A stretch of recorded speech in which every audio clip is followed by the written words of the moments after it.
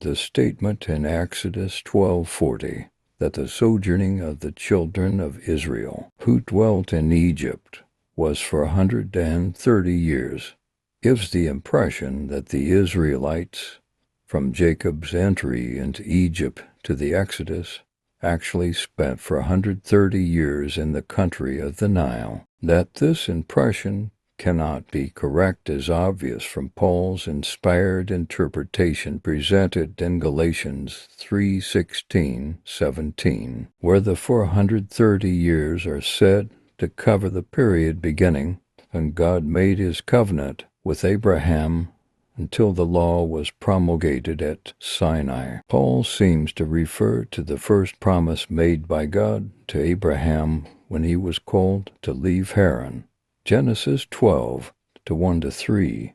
At that time the 430 years began, when Abraham was 75 years old, chapter 12-4, while the 400 years of the prophecy of Genesis 15:13 began 30 years later, when Abraham was 105 and his son Isaac 5 years old, chapter 21-5. At that time Ishmael, who was born after the flesh, persecuted him. Isaac, that was born after the spirit, Galatians 4:29.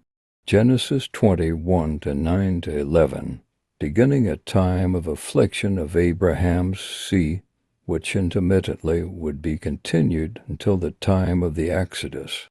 Isaac had not only troubles with his half-brother Ishmael, but also with the Philistines. Genesis 26-15, 20-21. Jacob fled for his life from Esau. Genesis 27:41-43, and later from Laban. Genesis 31-21, and then was again in jeopardy from Esau. Genesis 32-8.